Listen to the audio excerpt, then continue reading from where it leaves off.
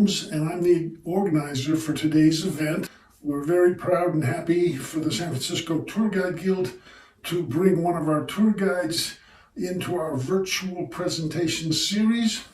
Dennis Butzlaff is a longtime member of the San Francisco Tour Guide Guild. He does many tours over the road for a number of different operators. And today he's going to be sharing with us information about agriculture in the Central Valley, particularly on a typical tour that goes from the San Francisco area over to Yosemite and then over to Monterey and then back to the city. That's not an uncommon trip. And with that, I will turn it over to you, Dennis. Take it away and tell us a little bit more about yourself. And how you got into California agriculture. And I just got interested in it. It's something that now at this point in time I find really fun to research and to learn about what's there. And California has some really fascinating agriculture. So that's just sort of how I got into it. I work mostly over the road. I'm basically an over the road guide. But I always like it when I get into the Central Valley in California. So I'm going to start sharing my screen. Len, can I just go ahead and share my screen? You're ready. We're ready. Here you. His name is Butzlaff. It's a stage name. My last name's really Jones, but Butzlaff just sounds better. There's what I've done. Work East Coast, West Coast, all kinds of stuff. Let's see. That's what I actually look like most of the time. So if you've met me, but if you haven't, this is me here. Let's see. Well, so to get into the basics of California agriculture, one of the things that I highly recommend if you're interested in learning about agriculture is this book on the screen here. It's a field guide to California agriculture. It's really wonderful. It's the single biggest guide that I use for everything I'm doing. It's basically a field guide where, okay, if you want to look up, tell me about almonds, and you look in the index in the back of the book, and it'll have like 4 or 5 pages about almonds. And the information it has is very good. It's very concise, and it's a really wonderful reference book. Skip the first 100 pages of the book, and I wouldn't read it like a novel anyway. Just when you want to know about like any particular crop, look it up. That crop will be in this book, and it'll give you some really solid information about it. It's not available on in a digital format. It's only available as an actual book.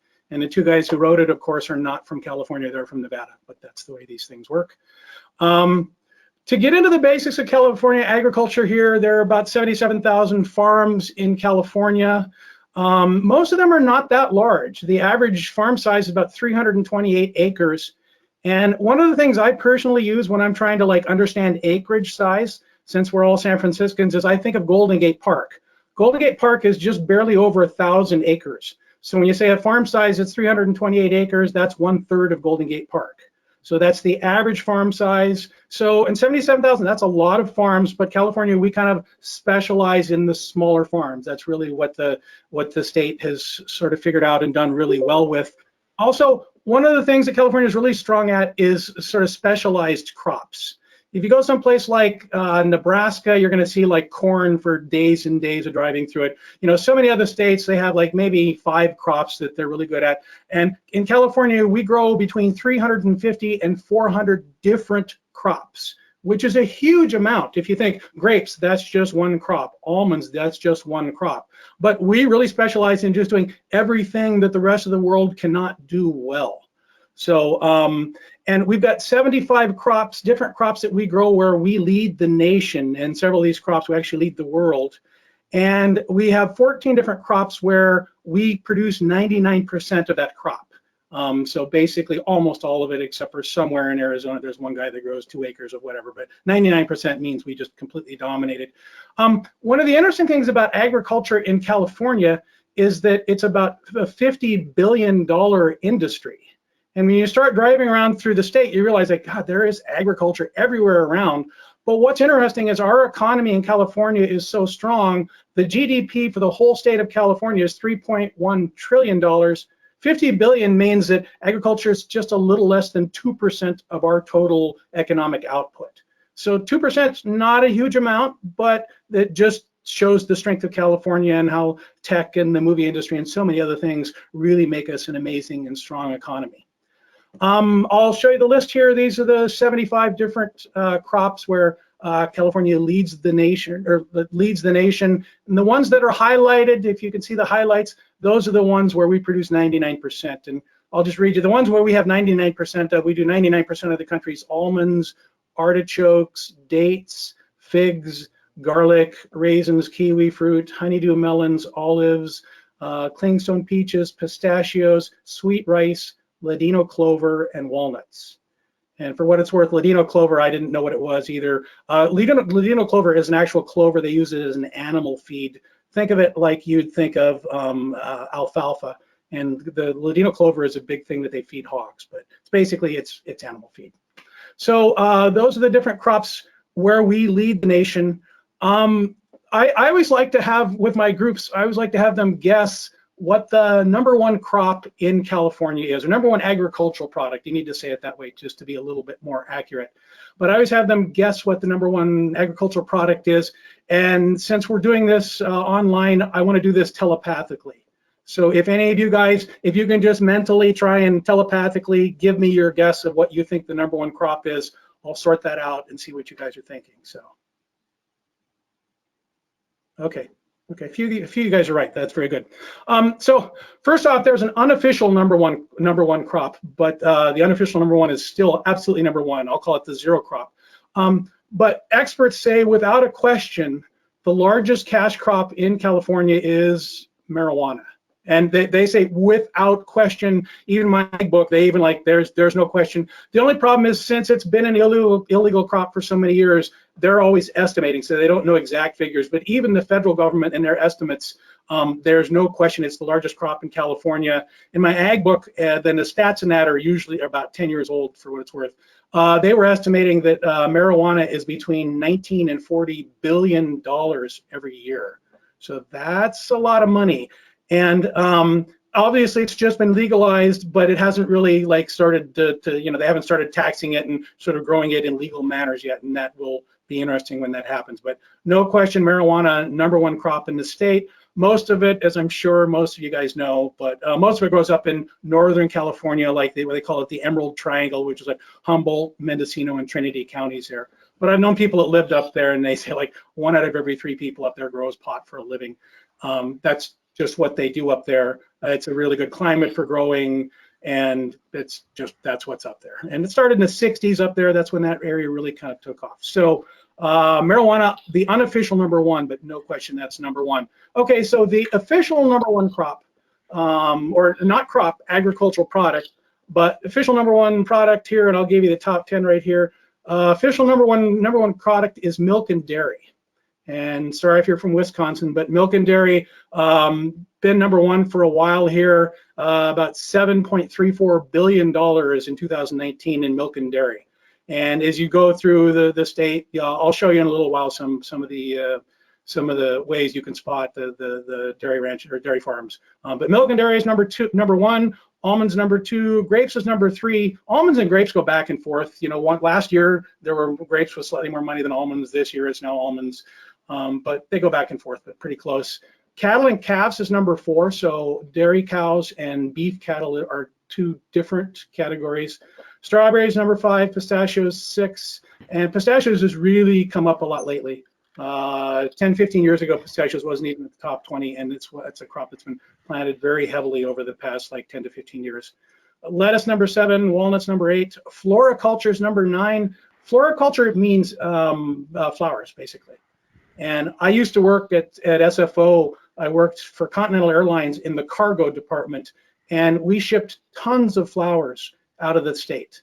And I never understood that, because they grow them in greenhouses here, and you could potentially grow the same plant in a greenhouse in Wyoming or something, but for whatever reason, we grow them here and then ship them all over the country.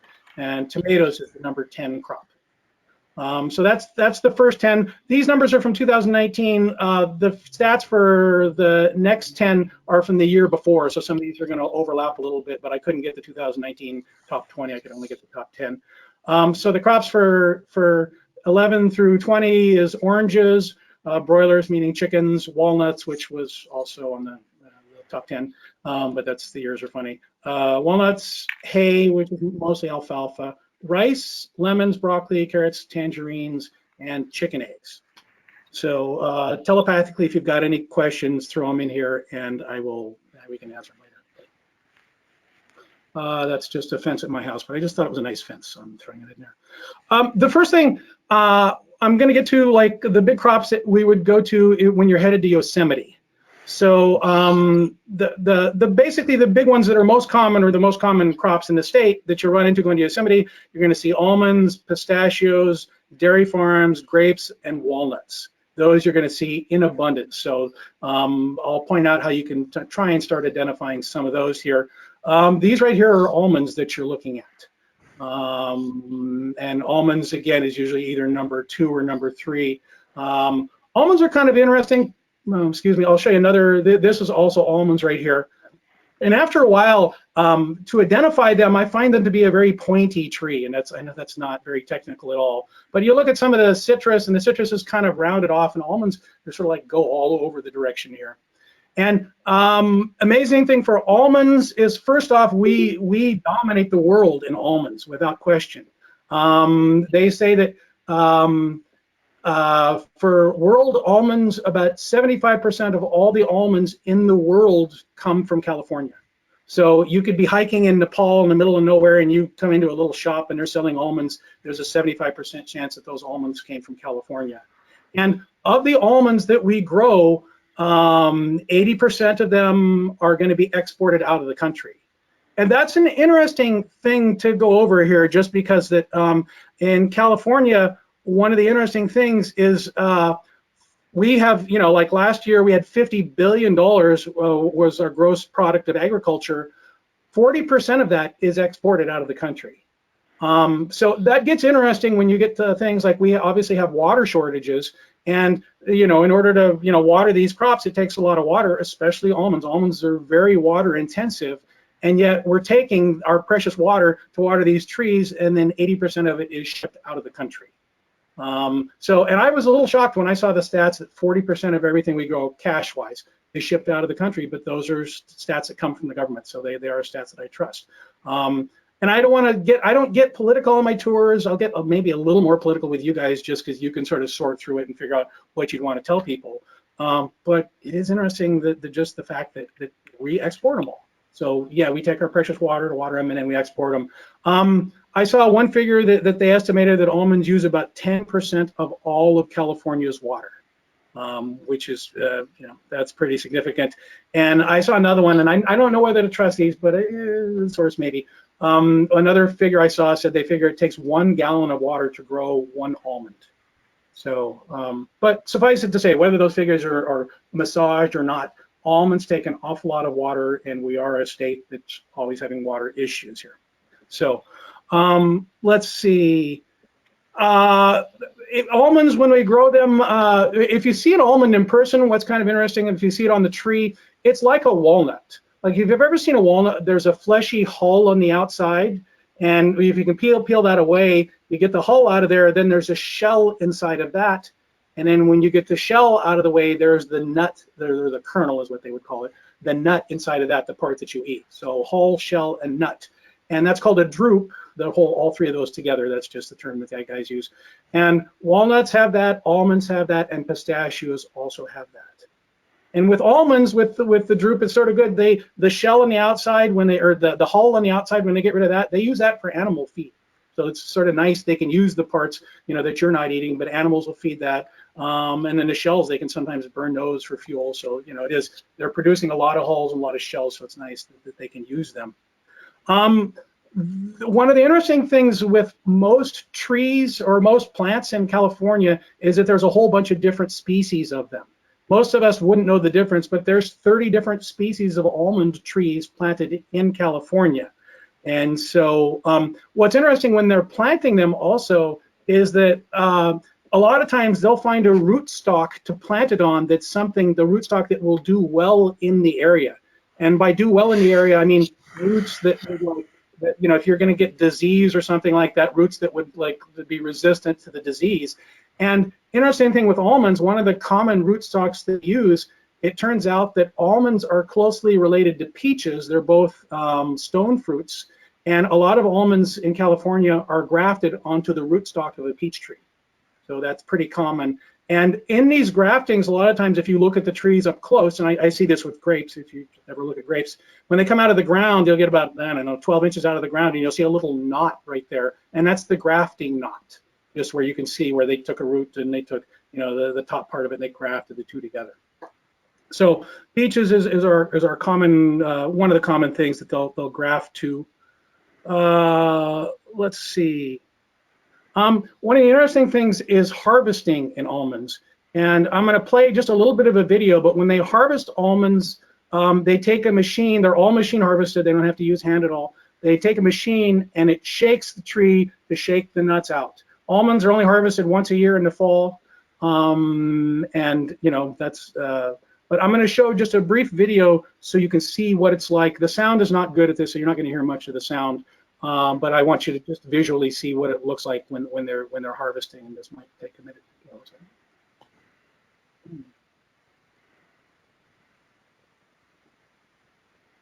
There we go. And again, I know you probably, the sound that you're hearing is not very good, but here's an almond orchard, and they're going to take the machine here and just show you what it's like when they shake the trees. They shake them, they're going to leave them on the ground usually for about I don't know, 4 to 7 days, just to let them dry out, and then they'll just come sweep them up and take them.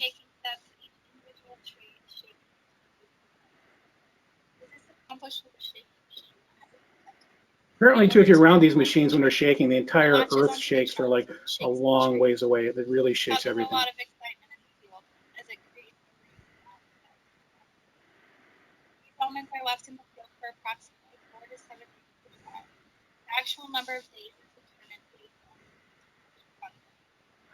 All right, and that's, I was just going to play that part of it, so I'm going to stop this right now. But I just wanted to show you what it looks like when they're being harvested. One of the interesting things, it's sort of funny, but if you ever meet local almond farmers around here, they have a weird pronunciation of almonds. They don't say almonds, they say almonds.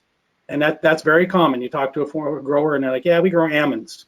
And there's a local joke that they have, which you're required to if you're talking about almonds. And the question is, how do you get an almond? You take, or how do you get an almond? You take an almond and you shake the L out of it. So. If you want. But one interesting thing with the almonds that's coming up just about now is the way that they are pollinated, and every plant has to pollinate. Every single plant out there pollinates. Some of them don't need any outside help to pollinate. Some plants have the male and female parts in the same plant and it'll pollinate itself. Some plants need outside parts. Some plants there's a male and female tree. Almonds, what they need to pollinate is almost all of them need bees to help them pollinate. So we're going to talk about the birds and the bees here for just a minute. But bees is what's required to get to them to pollinate, and they usually are starting to pollinate right about the middle of February. So if you go to the Central Valley right now, you'll see that the almonds, there's beautiful white flower that comes out of them, and they're really gorgeous. And then they have to bring in bees to make sure they get pollinated. And what's interesting is we've planted so many olives that it's actually, to get enough bees to do all the pollination has gotten to be the point where it's a national wide thing. It used to be like 10 or 15 years ago, there were probably enough bees in California to pollinate all of the almond trees. But I heard a radio story the other day, and what they were talking about was they said, at this point in time, we have so many almond trees planted that about 80% of all the bees in America, all the honeybees or all of the pollination bees, will come to California in February here for the pollination. And they said the reason, there's a couple of reasons they'll do this. First off, it's February, and if you're a beekeeper, and a beekeeper, the term for that is an apiary, which should be a monkey keeper, but an apiary is a beekeeper. But if you're a beekeeper in February, you're probably not doing much work anyway. So you're going to come to California, and they say also the almonds pay about 2 to 3 times more than most of the other crops will pay. So it's really good money for you to bring your bees. But again, 80% of all the bees in the country are going to come here for the almond pollination. And the story I heard, there was a beekeeper, and I don't remember where he's from, but it was somewhere like Arkansas or something like that, literally coming across the country, to take his bees to do pollinating here. And what he said, what was fun and interesting about it was, he said, the bees are kind of like kids or like pets, in that you can't just drive with them in the truck all the way across the country. They'll go stir crazy. You have to actually stop and let them get out and stretch their wings or their legs a little bit. So he was saying, you know, you're driving a truck full of bees across the country, but you're gonna have to stop every now and then and just let them get out and let them fly around, just so, you know, it's like anybody, they're gonna go stir crazy if they just have to sit in their hive the entire time. And they're hive animals, so if you let them fly around, they're going to naturally come back to the hive. But it just seems funny to me. It seems like you have kids where it's like, okay, bees, you can get out and play around for 45 minutes, but I want you back and use the bathroom if you have to, but we're going to leave in 45 minutes. But that's basically what's happening with the bees here, and they'll come and be part of the bee pollination here. And I also met a farmer who was talking about the bees, and what was interesting, which again you never think of it. He said there's a whole bunch of different species of bees that you can use, and he said honeybees are really probably the best ones. They'll do the best pollination, but he said the honeybees are a little picky and they won't work in bad conditions. He said if the weather's wrong or it's too windy or some of this such stuff, they won't work. And he said, by contrast, he said bumblebees will work. And they don't pollinate quite as well. The quality that you get isn't quite as well, but he said the bumblebees will work in any condition. And he said his analogy was like the bumblebees is kind of like an alcoholic construction worker where he has to get up every day just because he's got to pay the bills. And yeah, maybe his work isn't quite as good, but he's broke every day. He's got to go to work regardless of what the conditions are like. So anyway, so that's a big, you know, the pollination is a big part of the whole thing. And let's see if anything else I should talk about. That's probably good. So we'll go on to our next crop. So again, almonds you're going to see all in the Central Valley and your way up to Yosemite. They're going to be really common, either Highway 120 or 140, if those are the directions you're going. Probably more on 140 than 120, but they're definitely up there. Another crop that's really common, and again, this is like I think number 6 or number 5 crop in the country right now. These are pistachios. And one of the ways when you're trying to identify pistachios is just look at them, see when they're, you know, later on in the season, that you get the pistachios, the nuts are in that little yellow cluster like that. And it's very distinctive to see, so that's one that's easy to identify. Pistachios, like almonds, when you plant them, it's probably about 5 years or so before you get usable fruit off of them, before you can harvest them. So you put them in the ground, it costs a lot of money to plant them, and you're waiting about 5 years before you can get anything going with them. Pistachios are similar to almonds in that they do use a lot of water, but they don't use quite as much water as almonds do. And I drove down to LA the other day and I was sort of astounded at how many new pistachio orchards I would see going in. And one of the reasons for that is that pistachios pay good money like almonds. They use slightly less water than the almonds. They also will tolerate a soil that's not as good of a quality. And one of the things that's happening right now is that in the valley, a lot of parts in the Central Valley, there's a layer of clay underneath. And what happens is when you irrigate it, if you pour a whole bunch of water that isn't naturally there on it, it doesn't drain very well. The clay stops it from draining. If you had a soil that drained really well, the water would drain out of there and it wouldn't leave much minerals and whatnot behind. But if you've got a layer of clay, when the water goes into there, it won't drain. And what happens is that water evaporates. And then the minerals that are in the water, and specifically the salt, because most stream water has a tiny bit of salt in it, that salt remains in the soil. And they say what happens is that keeps happening over and over. Eventually the soil gets too salty to grow anything in it.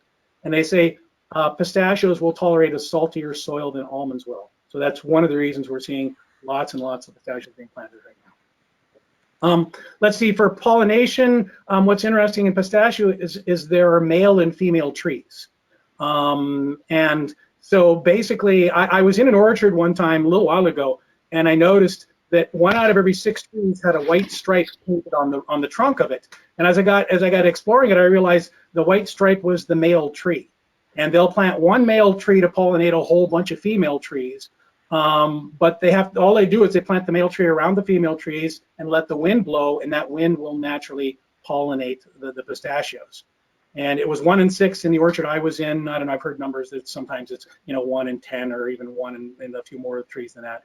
But you have to have a male tree there, to pollinate the female trees, and you just let the wind blow.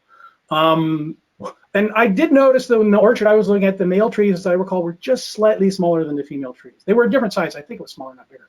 But I remember they looked just slightly different. And I always try and have jokes about this stuff, and I haven't invented a good joke for this yet, but if anybody has one, please let me know. But what's a little goofy here is the females produce the fruit, so the males are the trees without the nuts. So, you know, Go. but, you know, and I'm being technical here. This is not a crude joke. But anyway, that's pistachios. You'll find them again going up into Yosemite, certainly some on Highway 140 going in, and big crop, lots of pistachios going on right now. There's another picture of pistachios when they're younger. It's got a distinctive leaf. That's one of the ways I can identify them is with the leaf. And that's earlier in the year before the nuts have started showing out. So let's see. Okay, so the number one product in the entire state is milk and dairy. So I'll show you some of the dairy farms here. The thing when you're looking for dairy farms that you look for is you look for these big sheds that are in the middle of the Central Valley or even in the sides of the Central Valley.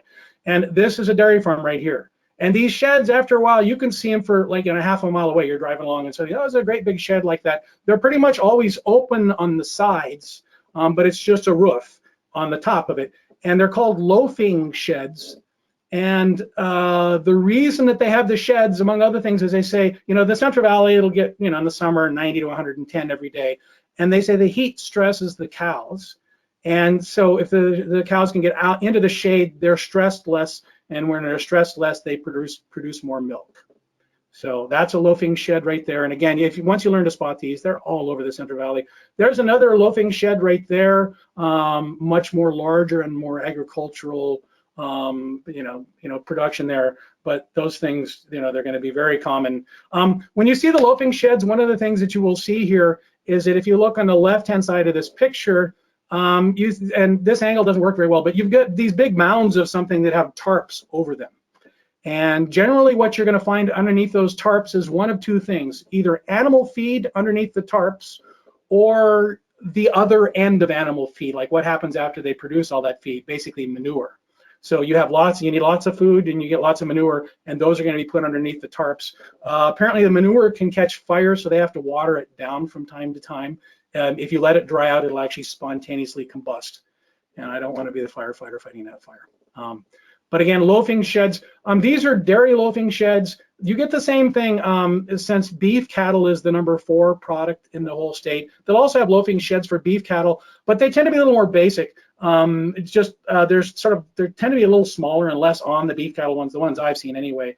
I think part of that is because you have to milk the dairy cows. So, you know, there's probably a milking machine under there somewhere. You know, they're milked by machine. And so there's a little more that you'll have to have for a dairy cow. The beef cattle, you're just keeping them in shade. And for cattle ranches, just to segue for a minute here, the really big famous cattle ranch for beef cattle in the valley is Harris Ranch. And it's not on the way to Yosemite, it's on I-5 on your way down to LA. It's at the intersection of Interstate I-5 and Highway 198. And Harris Ranch, it's a nice stop. I've actually never stopped there with a bus. I don't know if they're bus friendly, to tell you the truth. But it's interesting because it's a very large cattle lot. They have about 1,000 head of cattle. And in the world of cattle, 1,000 is a really big number. That's significant. Somebody tells you they got 500 head of cattle, that's a lot. And 1,000 is really significant. And if anybody knows who Temple Grandin is, she's an interesting woman. She's autistic, I believe is what she is, but she has a PhD in I think it's animal husbandry. And she helped Harris Ranch design their cattle lot to try and make it more friendly to the animals there.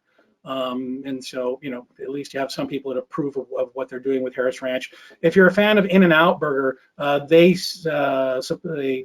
lot of the supply for In-N-Out comes from Harris Ranch. And Harris Ranch, it is sort of funny. You guys, if you've driven down there, you might know this. You can smell it coming for about 5 miles. Those manure piles, oh my God, when the wind's blowing the wrong direction, it's really something. And I've heard of pilots flying in airplanes 7 miles over the Central Valley that were able to smell Harris Ranch as they went over it. So, you know, it's quite a thing. But that's the beef cattle world. Let's see. Let me look at my notes and see what I should be talking about. Who knows? Oh, for pistachios, one thing that I forgot to mention, we're the number 2 producer of pistachios in the world next to Iran. And we started producing pistachios in the 70s when there was a little bit of instability in the Middle East. Let's see. Let me turn the screen. Okay. Next crop I'm going to talk about is walnuts here. What's interesting with walnuts, this is a crop that's been around for a long time in California, pretty stable. There is a walnut that grows in California that's native to the area, and that's the black walnut.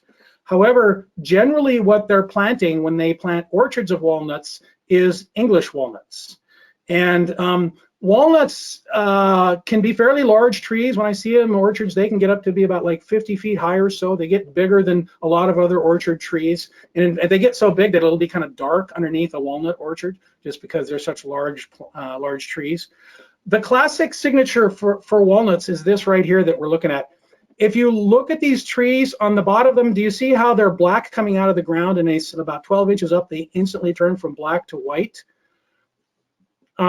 What happens is with with walnuts that they're going to plant here in California, they take black walnut roots and they graft an English walnut tree onto a black walnut root, because they say the black walnut root grows better in California.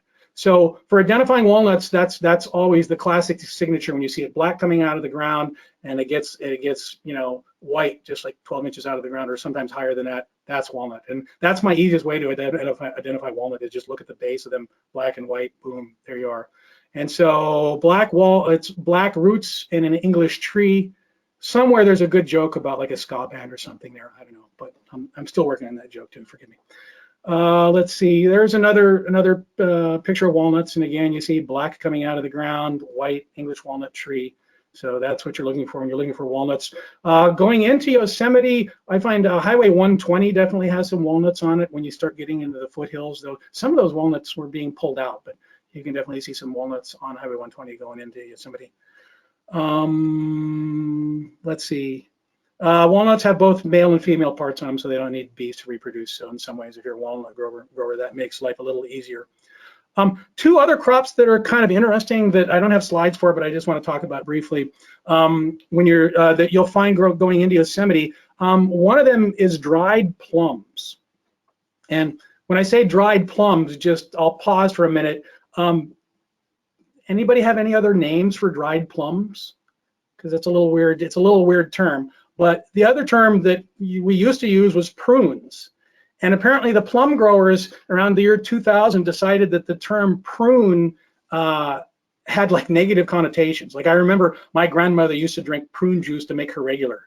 And I guess that there was too much of that going on. So the growers of plums petitioned the state and they said, can we use the term dried plums instead of prunes? And the state was like, well, yeah, it's an accurate term. So you will see dried plums growing. They're not dry when they're growing. It's just a French plum tree. But what's unique about the French plum is the seed comes out of it easily, and you need the seed to come out of there when you're going to make a prune. Let it dry and make a prune.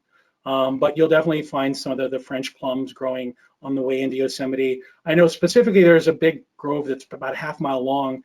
If you know Merced, and then Merced on 99, east of Merced there's a town called Planada that's about, I don't know, maybe 8 miles east of Merced. And right before you get to Planada, on the left-hand side, meaning the north side of the road, there's a big row of about, I don't know, quarter mile and maybe a half mile of French plums growing right there.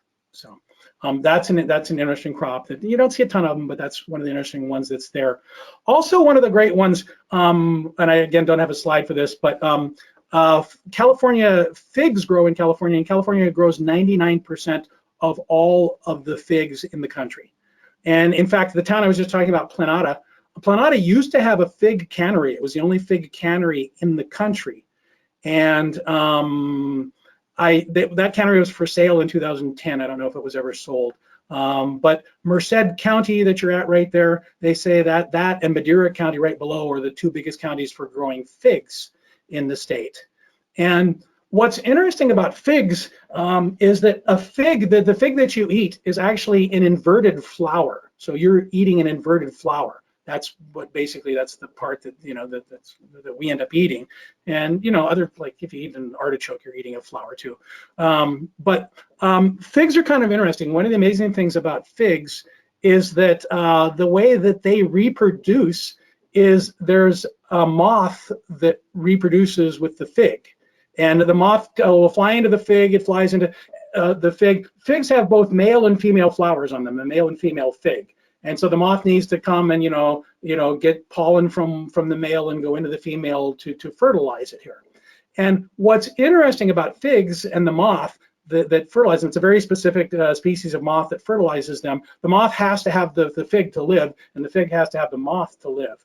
But what's interesting is the fig, when it goes into the male flower, the fig will go into the male flower, it will lay its eggs, and it will die there. Then the eggs are born inside that flower, and they feed on the flower and crawl their way out. The female that died in there becomes absorbed and becomes part of the fig. And the good news, bad news is the good news is figs have a male and female flower. We don't eat the male flower generally, and the male flower is where the moth generally dies. The bad news is sometimes the fig also dies in the female flower, and it just becomes absorbed and becomes part of what you eat. And also, here's the other good news: the moth is really tiny, so it's really tiny. But the truth is, when you're eating a fig, there's a chance that you're eating a little bit of a dead moth, and that's just what it is. They taste good, so whatever.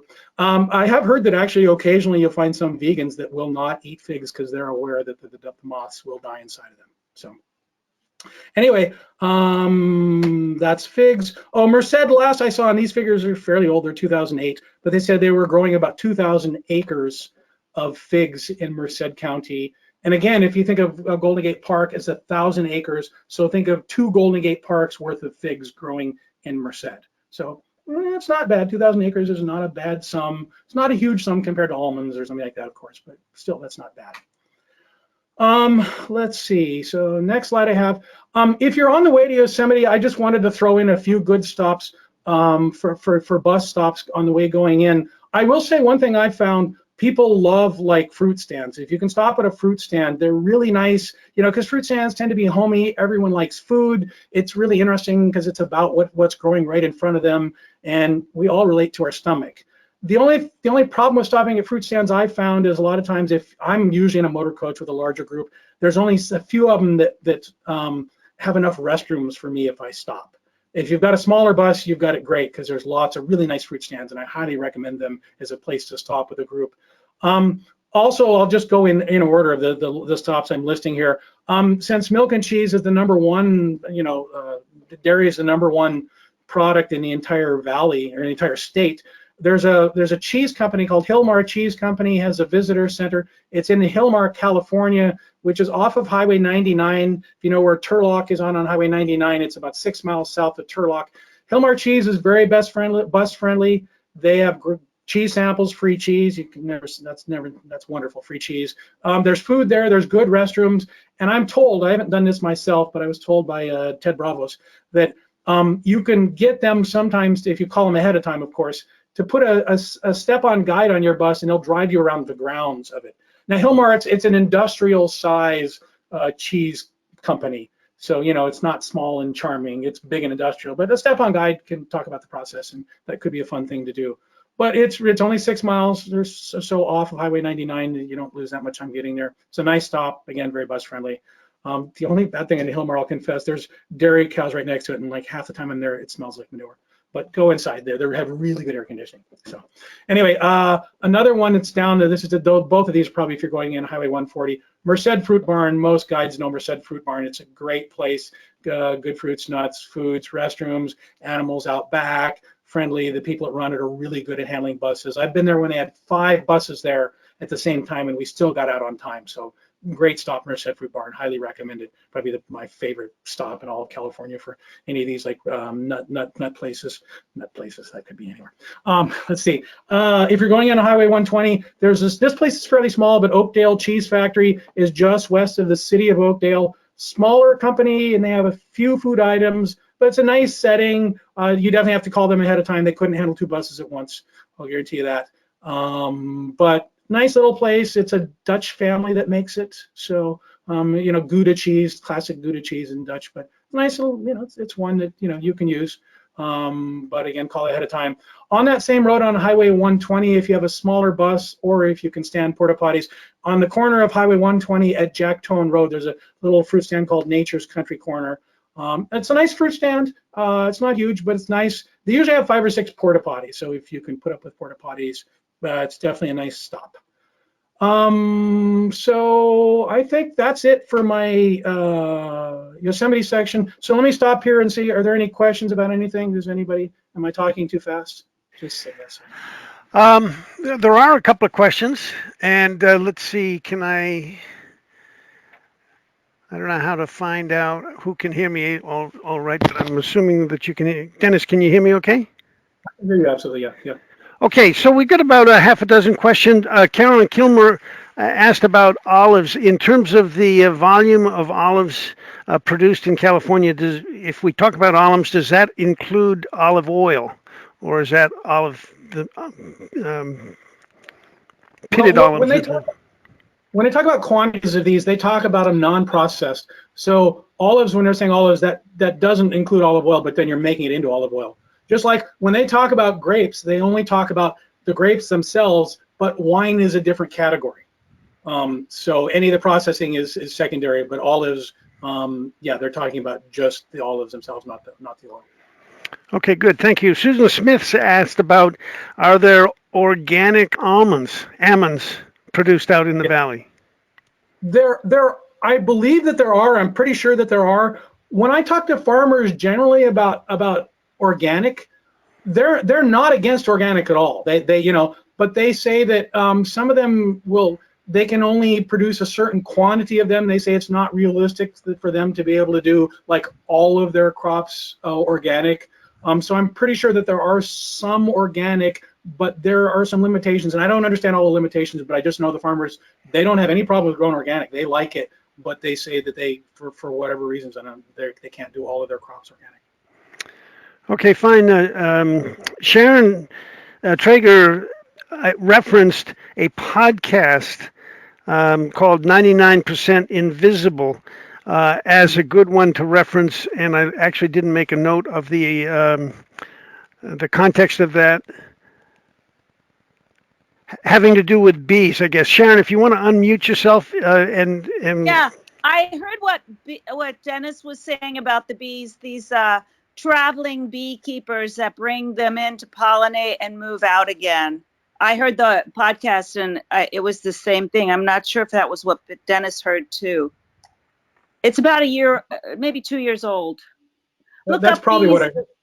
Yeah, bees and 99% Invisible, which is a really popular podcast produced in Oakland. It's a pretty local, a lot of local stuff.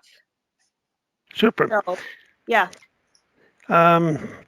Okay, and Andy Hartman made a contribution that there's a movie called Temple Grandin, highly recommended.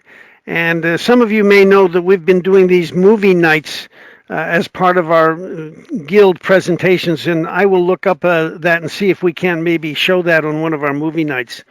And Dennis, I've got a question. I think California is #1 in the country for dairy as well. Is that correct? Is California the biggest dairy producer in the U.S.? I thought we were, but it wasn't on the list, so I'm going to say no. I mean, it's I think. Well, wait a minute. Yes, yes, we're #1, but we're not 99%. I think it was back on that list. Some of the stuff on that list, I don't know it unless I'm looking at the list. Okay, fine. Do you know why Well, hi. Do you hear me? Yeah, go ahead, David. Yeah. This is David Stein, and I've been doing agricultural tours with exclusively French-speaking clients from Quebec and Europe for about 30 years, and I do the Central Valley and Monterey on almost every tour. And yes, dairy, actually, California passed Wisconsin within the last 5 years. We are the biggest producer of milk, about 21% of all the milk produced in the United States, and a similar figure for cheese. Believe it or not, we passed Wisconsin in the last couple years for cheese. And of course, Hilmar is, #1, the largest in the nation by far. They also have in West Texas, they have another, factory or, dairy plant there. But it's, obviously not convenient for us. But yeah, we are now #1 in milk and #1 in cheese in the nation. Well, thank you, David. And Anita asks a question about where in California is the big avocado production area, if you know, Dennis. I do. I know that. That Oh, is David, San Diego, San Luis Obispo, Santa Barbara County. San Diego is #1 county. I believe Santa Barbara is 2. And, Ventura and San Luis Obispo also are major producers. that's good. Thank you.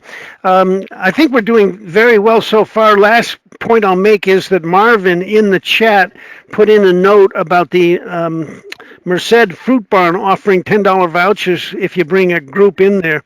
I'd like to encourage everyone to take a look at the chat. If you're not monitoring the chat, you might even I believe it will be available as part of our recording process. But if you want to be certain, you can highlight the entire chat with a Control A, and then paste it into a Word document. And some of the members have made some very interesting comments, and we've got some knowledge in their group. Thank you for contributing. So, Dennis, you're on your way over to Monterey now. Is that correct? Yeah, sure. What the heck? By the way, thank you for the comments there too, because I will say there's so many things in agriculture I don't know it. Like I had no idea where the avocados were grown, so I'd appreciate that. Let's see. So I'm going to go over some of what you're going to see when you're headed down to Monterey. The big crops that you'll find, the 3 most common ones, or 4 most common. Excuse me. Strawberries. You've seen tons of strawberries. You're going to see artichokes. You'll see Brussels sprouts, also raspberries, lettuce, a little bit of garlic if you're going through Gilroy, and I'll try and remember to talk about that, and possibly apples. And the one apples, what's kind of interesting is that if you know Watsonville, which is right south of Santa Cruz on Highway 1, Watsonville, if you went back to like the late 1800s, Watsonville, they say, was the largest producer of apples in the country. And so it was a huge thing. Apples were a big thing there, the late 1800s, early 1900s. And one of the things that I know lots of us love, if you know Martinelli sparkling cider, that was a family, a couple of brothers that got started in Watsonville. That they were immigrants, and they're actually Swiss, not Italian, but maybe from the Italian-speaking part of Switzerland. But they came there in the 1860s and started their Martinelli's company, and I love Martinelli sparkling cider. That's a great one there. So there still are some apples growing around Watsonville, but slowly but surely they're pulling a lot of those out and putting in stuff like strawberries and raspberries and stuff like that. So the big one that I see coming into Monterey, doesn't matter which direction you're coming in, is strawberries, and these are strawberry fields right here. And strawberries are always grown with what they call plasticulture. And when you see these rows like that have plastic over them, that's the plasticulture. The plasticulture is there for several different reasons. One of the reasons is they say it helps keep weeds from growing. You'll notice there's just a hole where the strawberry is going to come out, so it's harder for weeds to grow. It will mean that they have to use less chemicals and pesticides, which is always a positive thing for everyone. The farmers, they don't want to use the chemicals and pesticides because they're exposed to it too. In fact, more than we are in some ways. So less chemicals and pesticides. Also, one of the things with the plasticulture that it does that's really positive is that it keeps the strawberries from touching the soil itself. And they say if the strawberries touch the soil, there's enough impurities in the soil that will produce a lesser quality strawberry. So the strawberry, the only thing it's going to touch is the plastic and not the soil, and that gives them a better harvest or better crops here. And strawberries can be harvested multiple times per year. There are strawberry fields right there. The plastic that you see, sometimes it's green like that last one slide, sometimes it's white like this, sometimes it's black. It can be any color. But when you see the rows, they're always going to be elevated like that, and there's always going to be plastic underneath them for the strawberries. They're still mostly that I see being picked by hand. And anything that's being picked by hand there's an expense that goes into that, and there's difficulties with it. Labor is always going to be a big issue. I'm not going to talk much about labor, I'll be honest here, but labor is always a big issue. And I've seen crops that were literally left in the fields to rot because they could not get people to pick them. Anyway, strawberries generally picked by hand. As a kid, I actually picked strawberries when I was a kid growing up in Oregon. It was a lot of work and not much pay. And they let you eat all the strawberries you want, and after the second week, I didn't eat strawberries for the next 20 years, to tell you the truth. Sort of funny. And we have a great climate right around Monterey for strawberries. It's just the ideal soil, and it's not too hot. You know, strawberries don't like a ton of heat. And when I'm driving through there, I call it my Sergeant Pepper's Road right there, because you see strawberry fields forever, because they're all over there. California produces 80% of the U.S. market of strawberries and 20% of the world market for strawberries. So, you know, we're, 20% of a world market. That's very significant. So that's your strawberries right there. Let's see, as I mentioned, artichokes are big. Castroville calls itself the artichoke center of the world. There's a giant artichoke that a lot of people like to stop at in Castroville. I've never stopped there with a bus. I've only been there during COVID, so I don't know what it's like other times. I'm curious if they have good restrooms. But it's a fun little stop here. Artichoke is kind of interesting. Artichoke is in the thistle family. And let's see. There are fields of artichokes right now. They're pretty distinctive. They really do look like weeds growing. It's one of those things that, once you learn to identify artichokes, they're really easy to come by, because that's it. Looks like just a field of weeds growing. The artichokes they're a perennial, meaning that they can grow all year and next year and the year after that and whatnot for several years.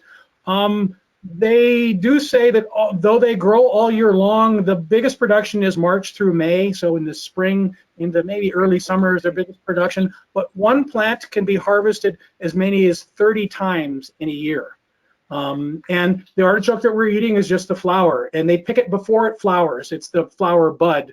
But if you see an artichoke when they don't pick it, it'll eventually bud and has this really bright colored flower on it.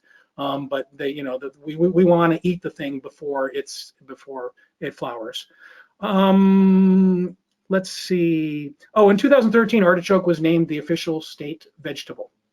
So weeds, thistle is our official state vegetable. It's a thistle. It's also in the sunflower family, though. They don't look very similar, but sometimes the family is a genetic thing here.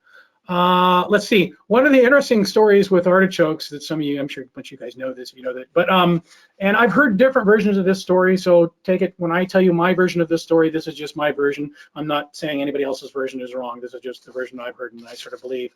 But in they started planting artichokes in the area around Monterey, that area, in the 1920s. And green globe is the species of artichoke that they plant a lot of. It's the one that really sort of like brought the area up and has done really well. In 1947, they decided they wanted to try and market this. So they decided they wanted an artichoke queen. And the story I've heard is that they had to go through a few different people. Like they were just offering this, they'd find some young woman's like, hey, do you want to be an artichoke queen? It's a marketing thing. And apparently they did not get their first choice, but they got lucky with the choice that they got. The woman that got chosen to be their first artichoke queen in 1947 was a young woman who was 22 years old. She was an actress model, and her name was Norma Jean Baker. And so Marilyn Monroe was actually the first artichoke queen. I think she was actually Norma Jean Baker at the time. It was before she had changed her name to Marilyn Monroe. But pretty lucky to pick the person, it's like the very first artichoke queen ends up being her. They didn't start doing a festival, for what it's worth, until 12 years later. So they'd picked a queen before they did a festival. But here's a very bad grainy picture of Marilyn Monroe with her artichoke queen sash. So let's see. What's my next? Okay. Continuing on, another crop that you'll find pretty commonly down around Monterey is Brussels sprouts. Brussels sprouts, these are Brussels sprouts right here. Sorry, it's not a very good picture, but it's hard to get this stuff online sometimes. Brussels sprouts are in the cabbage family, and if you look at the leaves really do look like cabbage leaves. So yeah, it's in the cabbage family, and that makes sense here. They were named Brussels sprouts because they were wildly popular around Brussels in the 1600s. So that's where the name came from. They used to be fairly bitter. Brussels sprouts used to be fairly bitter, and the breeders have actually been able to breed a cultivar, like a species of Brussels sprouts that's less bitter. So the ones you're tasting today are probably much less bitter than the ones you were tasting, 30 years ago. So if you were a kid and you hated Brussels sprouts, you might like them now just because they've actually gotten better at what they're growing. And the sprout itself grows right on the stalk of the plant. And it's sort of cool. Sometimes you'll see the whole stalk for sale in some of these agricultural places. So that's a really cool one there. Brussels sprouts, as I said, that's the cabbage family. A sizable portion of the crop actually goes to frozen food markets. So a lot of them end up getting frozen and end up getting frozen foods. So that's your Brussels sprouts right there. Another thing that you're going to see really commonly when you're going down around Monterey are these things right here. They're called hoop houses. And I also hear the term high tunnels for them sometimes. And they're actually common all over the state. These are common. Hoop houses, every time I've ever stopped and looked at them, what I found was growing inside them was raspberries. Now I know they can grow other things like blueberries, and the new one that they're starting to grow in hoop houses is kind of interesting is marijuana, since marijuana is now a legal crop. The next slide I'm going to show, I believe, is a spot where they were working them out for marijuana. But the reason you have a hoop house, the reason you have this kind of like almost like a greenhouse kind of thing, there's multiple reasons. Usually when they're doing something, there's multiple reasons to it. The first big reason is like if you're growing berries, birds love berries. So you're trying to keep birds from eating them, and by keeping them out of view of the birds, apparently that's sufficient to keep them from eating them, even though I know they're open in the ends, but still they put them over to protect them from birds. It also does a couple other things. Raspberries that we're growing here are probably more naturally climatized to grow someplace like Oregon or Washington, or maybe way up in Northern California. And raspberry is a plant that probably likes a more moist climate than we have here, because California is very dry, obviously. They like a little more humidity, the moisture, humidity. We probably have more sun than they're used to, and it's probably a little too hot here for them.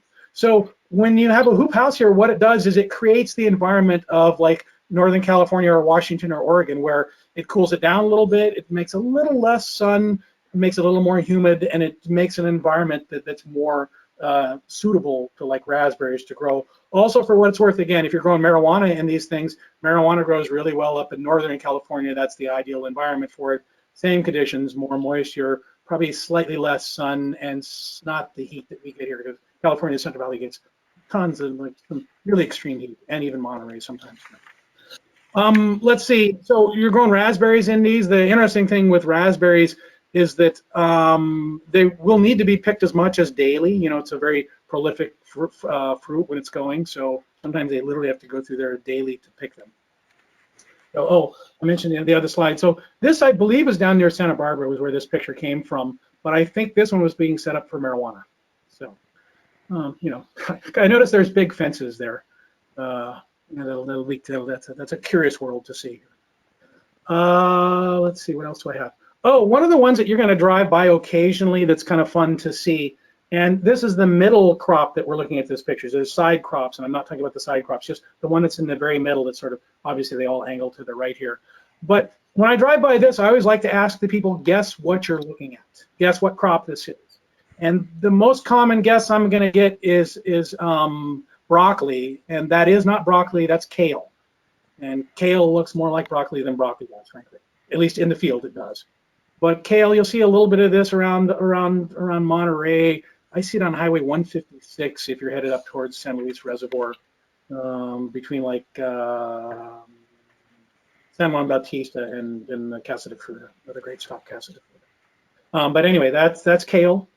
If you remember the old days, they used to use kale in the salad bars to line the salad bars to keep the plastic from the ice. So that was the old days. But so kale looks like broccoli. That's what broccoli looks like.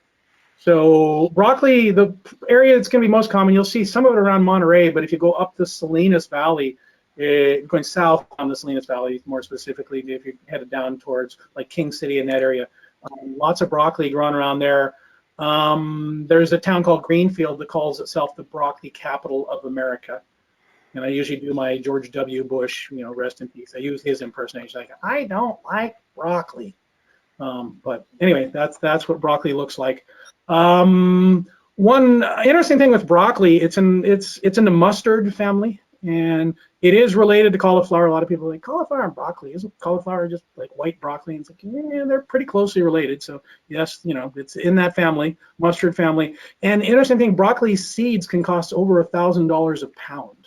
So this is one of these things that can be very expensive. A lot of these things, just the amount of capital they have to start growing this stuff can be really significant. The one other thing that I want to mention briefly, since a lot of you guys, I'm sure, know that Gilroy, down south of San Jose, calls itself the garlic capital of the world. The interesting thing about Gilroy is that last I checked, which was pretty recently, Gilroy was only growing about 300 acres of garlic. And even though they call themselves the capital of the world, where all the garlic in California is growing is actually down around Fresno County. That's the big supplier of garlic. And I know people have said, and myself said, that wait a minute, when I drive through Gilroy harvest season, I can smell the garlic. And I found out the reason you're smelling the garlic is not because the garlic is in the field, but there are garlic processing plants in Gilroy. So it's actually being processed there, but majority of it's coming from Fresno County. So that's what I had about Monterey, and there's lots of other stuff. Lettuce obviously is another one, grows up there, another row crop. Anybody have any questions about that? Crowdsourcing. I'll give you a couple from the chat, and then I think what we'll do is just open up. Anybody who's got questions or other comments can chirp in. But Anita asked about where do black walnuts grow, and I think Kristen Clay answered in the Merced Ripon area. Did I get that right, Kristen? Yeah, that's what I said. And for all you for everybody else, Kristen has offered quite a bit of information on here. Once again, I encourage everybody to take a look at the chat. And then Andy Hartman provided some interesting information on the subject of avocados. Andy, would you like to unmute yourself and tell us what you told the chat group? Yeah, so in Mike Sullivan's book, The Trees of San Francisco, he writes that the original tree, the original name of the avocado in its original language, I think it may have been Aztec or something, translated literally as tree with testicle. So that goes with the pistachio nuts as well. So Ted Bagman asked a question: why is cauliflower not as widely planted as broccoli? I think it's because broccoli tastes better. No, I'm joking. I don't know, actually, to say the truth. Well, but a lot of it is market driven. A lot of what they plant is what they can sell. So, maybe the actual case. Just because I have a hunch that might be a good comment, I'd like to ask Carolyn Kilmer if you've got anything you can share just from your knowledge about any of the area that we went through here today. Yes, I did make a few notes. Let me see. Sometimes when we drive up to Sacramento, you'll see some English walnuts trees on the north side of Highway 80. And you'll notice along the highway that just those trees look kind of gray. And the reason why, that is mud sprayed on the trees to keep them from getting sunburned. Oh, that's interesting. Yeah. And one other comment I was going to add about the bees when they're placed in orchards, especially the almond orchards. And one of the problems with the beehives that they get stolen, but they cannot be hidden inside of the orchard. They have to be planted on the exterior of the orchard because bees need to have a water source available to get to. And so that's why they're planted on the exteriors of the orchard rather than hidden within inside of it. Okay. I'll read a comment that Lori Spears made in the chat. And she reports that she is from Brussels, and only the English ate Brussels sprouts.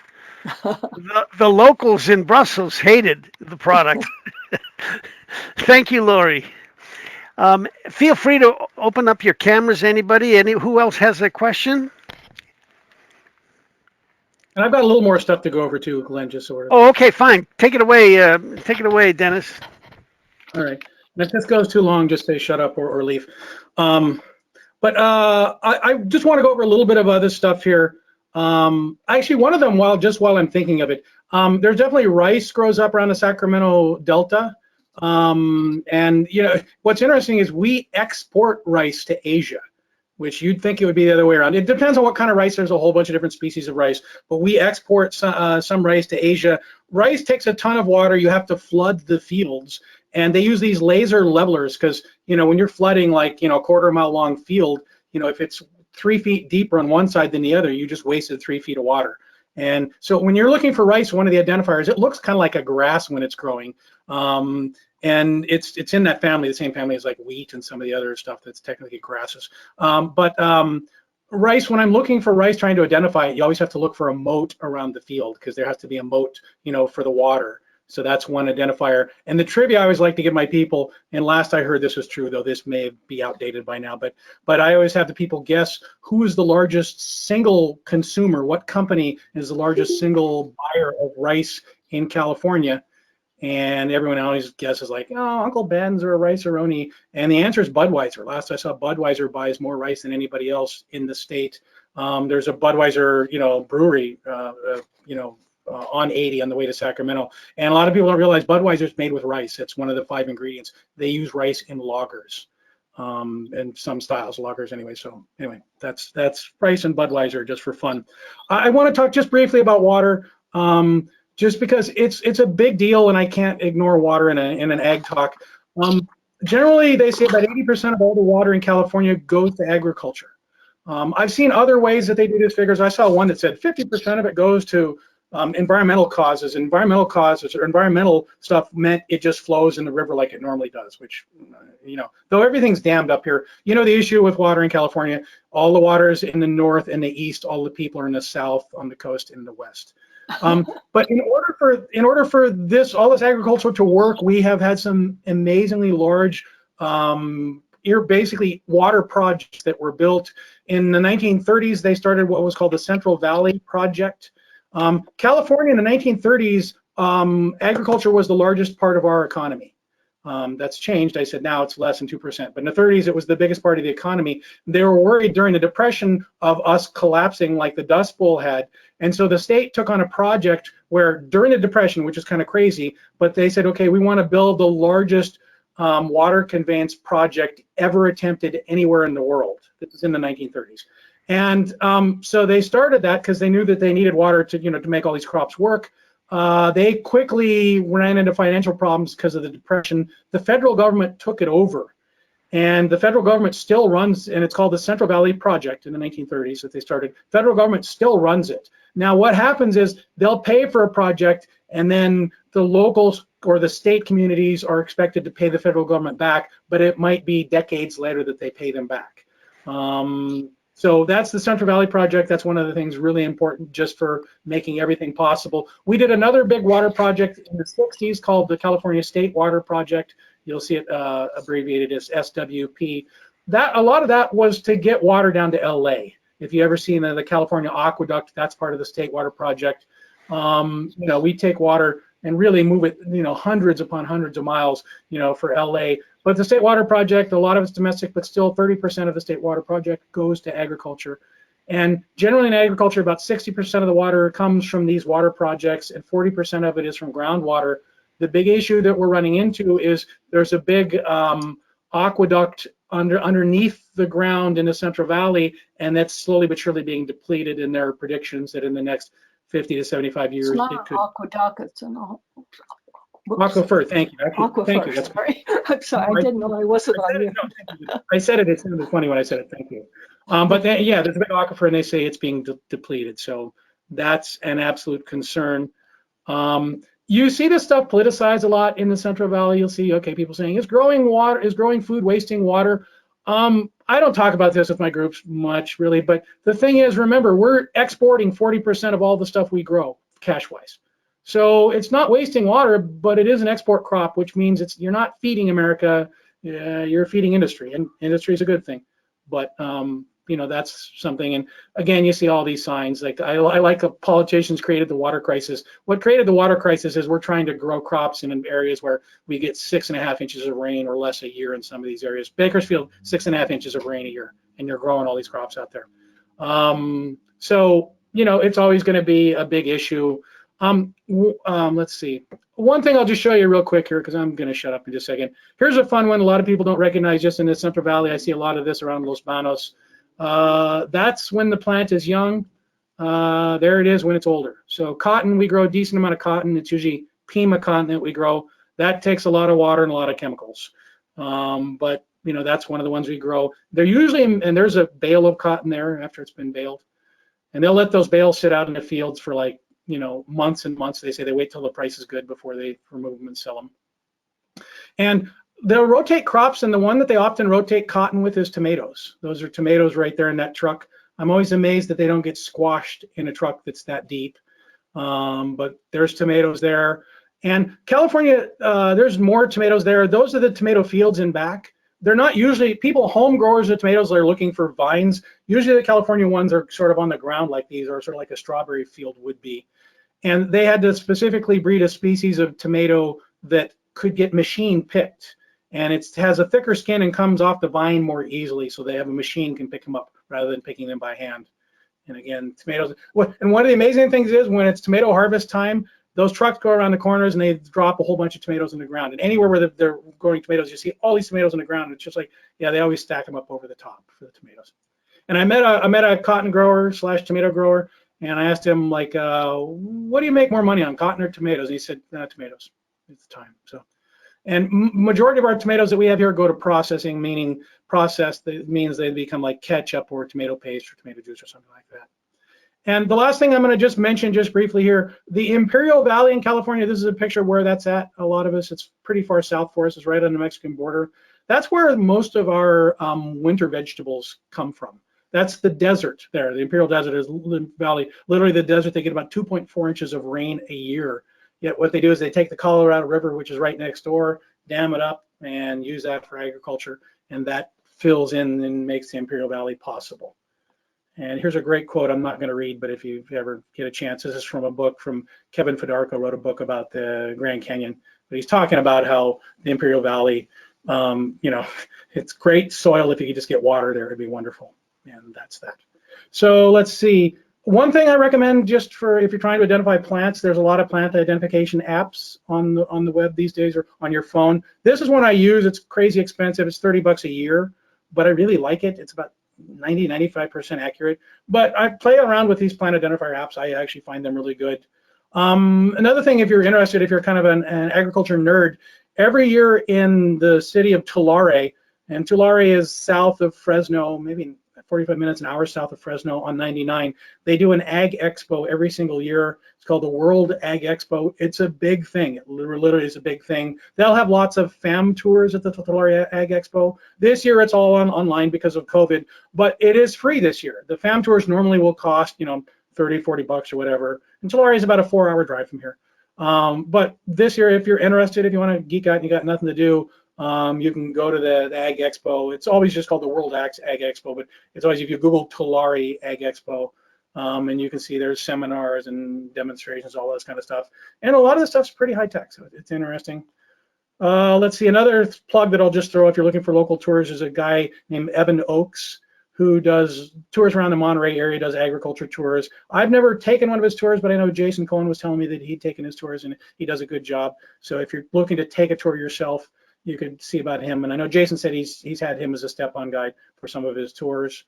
My resume video, if anyone wants to see something stupid, preview.tinyurl.com/TD, Tour Director Dennis. It's fun. There's my card, and that's basically all I have to say. Any questions, both personal or otherwise, from here? Dennis, that was great. This is David. I've also been doing the agricultural tours for about 30 years, and your information was wonderful. Just kind of as a promotion of California, which I do all the time, of course, we are the biggest agricultural state and have been for almost 100 years, probably. And also, we have the of the top 10 counties in the nation for agriculture, we have 8 of them, including the top 5. Fresno, Tulare, usually Monterey and Kern are next. They kind of, Tulare, Fresno go back and forth, Monterey, Kern go back and forth in 1, 2, 3, 4. But we have 8 of the top 10 counties in the nation for agricultural production. Also, Salinas Valley, Salinas, Monterey, that area where the crops are grown in the warmer half of the year. As you mentioned, they go down to the Imperial Valley, but also Yuma, Arizona, which is also conveniently located right on the Mexican border, because as you know, the people that actually work in agriculture are mostly from Mexico or Mexican American. Cool. Thank you, David. David, what's your last name too? All the operation in Salinas is also where they do all the processing for the vegetables and the warehousing and shipping, and the trucks come in. So all of that in the warmer time of the year, it around late October, it all moves to Yuma. They bring all the processing down there, and the trucks that are up in Salinas Valley, Monterey, Salinas, in the warmer time of the year, all move down to Yuma in the winter. Just Okay. in addition, yeah, your comments were great. Thank you. Anyone else with questions or additional comments? Yeah, I have a question for Dennis. What can we say about the flower industry, the begonia industry in Capitola, for instance? I have to confess, I know nothing about it other than the fact that I used to ship it a lot with the airlines. Okay. I'm always going to say when I don't know. Yeah, we have a lot of. There was, I mean, I have very little information and few notes. I just remember from many years ago, I had taken some notes that certain begonia seeds, when compared to what the price of gold used to be, let's say in a gold bubble, the early 1980s, when it was maybe just then $800–900 an ounce. The comparison was ruffled begonia and hanging begonia seed were more than worth their weight in gold. And that's by the ounce. You know, I imagine we're probably talking 1,000 seeds an ounce or something like that. There's a wonderful garden, the Mendocino Botanical Garden, by the way, up in Fort Bragg, which is just superb for, among other things, begonias. And you could see how they would fetch a high price if you could actually see how beautiful fully in bloom, ruffled and hanging begonias are, where you have maybe 5 petals per flower, but each petal is just huge, just beautiful and intricate. Great. Well, one last question, Dennis. On occasion, sometimes presenters or guides have PayPal links where we can offer gratuities. Do you have a PayPal link that we can share?